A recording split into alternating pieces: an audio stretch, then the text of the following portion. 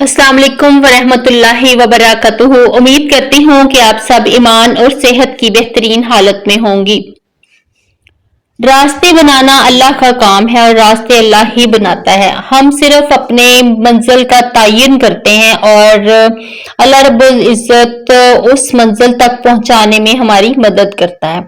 उसमें यह कि जब आप सिंसियर होकर सोचते हैं और अपनी मंजिल के बारे में सोचते रहते हैं मसलसल कि मुझे इस जगह पे पहुंचना है, और आप सच्चे होते हैं और आप पॉजिटिव होते हैं, तब अल्लाह ताला आपकी मदद करता है। उसमें आने वाली मुश्किलात, उसमें आने वाले लोग, उनकी बातें आप पे असरअंदाज नहीं होनी चाहिए। आपको सिर्फ अपने मकसद पे फोकस करना होगा और आपको सिर्फ इन लोगों से पॉजिटिविटी के साथ जो है वो निमटना होगा। हजरत मूसा अलैहिस्सलाम जब पैदा हुए तो फिरौन का जमाना था और फिरौन ने कहा कि इस सल्तनत में जितने भी बेटे पैदा होते हैं उन सबको मार दिया जाए। जिसके घर में भी बेटा पैदा होता था उसे उठाकर कत्ल कर दिया जाता था। हजरत मूसा अलैहिस्सलाम की वालदा बहुत परेशान थी क्योंकि उनके यहाँ हजरत मूसा अलैहिस्सलाम की पैदाइश हुई थी। उन्होंने एक तरकीब सोची कि मैं अपने बेटे को अल्लाह के हवाले करती हूँ। उन्होंने अपने बेटे को दरिया में बहा दिया और ये यकीन रखा कि अल्लाह ताला मुझे मेरे बेटे से जरूर मिलवाएंगे।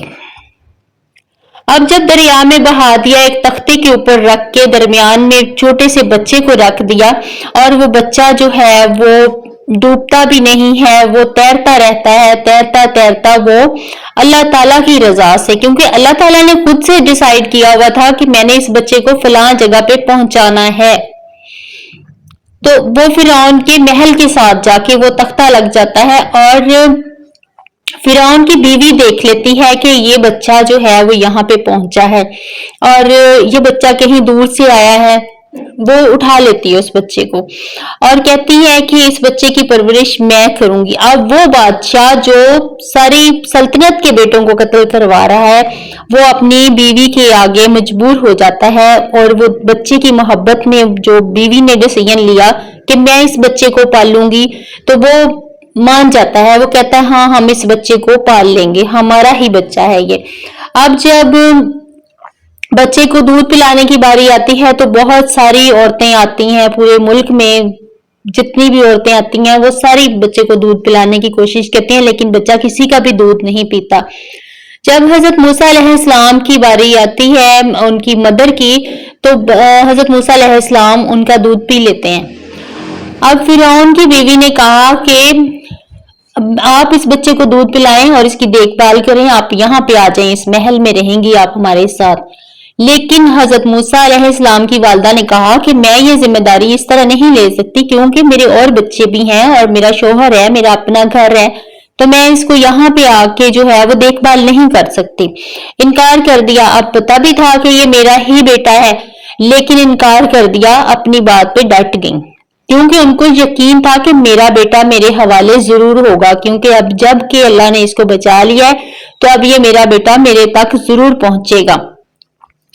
तो हजरत आसिया अलैहिस्सलाम ने कहा कि ठीक है, आप इसको अपने घर ले जाएं, आप इसकी वहां पे परवरिश करें, हम आपकी देखभाल करेंगे और हम इसका सारा खर्चा वगैरह उठाएंगे। तो इस तरह से हजरत मूसा अलैहिस्सलाम की जो परवरिश है वो शाहाना अंदाज में हुई और उनके ही माँ बाप के घर में हुई।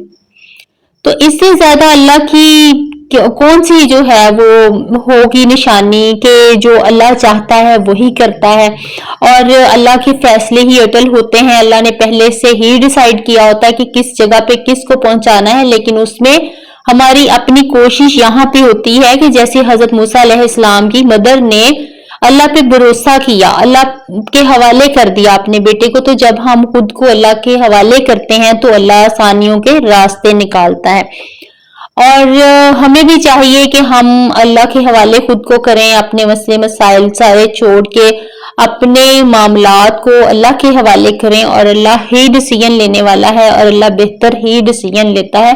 उससे जो आपने लिया, हमने अपनी कोशिश की, हमने जो भी किया वो अच्छे के लिए किया, उस वक्त के लिहाज से हमने अच्छा सोचा और उस वक्त हमने बहुत अच्छा डिसीजन लिया, लेकिन उस फैसले के नतीजे में हमने क्या क्या सबक सीखे उन पे हमें फोकस करना चाहिए और हमें अल्लाह की रजा में खुश रहना चाहिए। ये नहीं कि ठीक है आपको लगता है, धचका लगता है जब हम तो थोड़ा सा वो होते हैं ना कि डिसीजन लेने में कोई गलती होती है, तो हम इंसान हैं, हम में कमियां कोताहियां होती हैं, हम डरते भी हैं, हम झिझकते भी हैं, हम रोते भी हैं, हम चिल्लाते भी हैं और फिर हम गिड़गिड़ाते हैं तो अपने रब के आगे ही गिड़गिड़ाते हैं और उससे ही बात करते हैं कि या अल्लाह तेरे फैसले ही अटल हैं और तू अजल से है और अब तक रहेगा, हम तो फानी हैं, जब तक तू चाहेगा जिंदगी देगा और जब चाहेगा इसको खत्म कर देगा।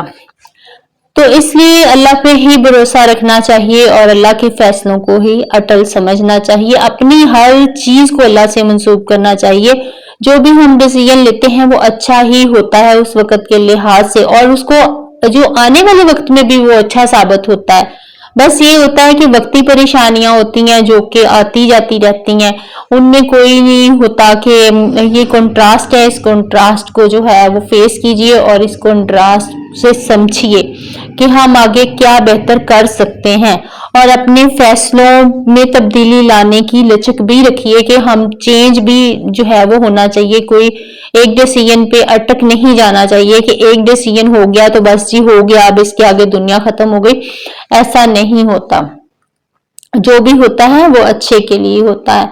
उम्मीद करती हूँ कि आपको मेरी बात अच्छी लगी होगी, अच्छी लगी है तो इस बात को शेयर कीजिए और मुझे दुआओं में याद रखिए। थैंक यू सो मच, जज़ाकल्लाह।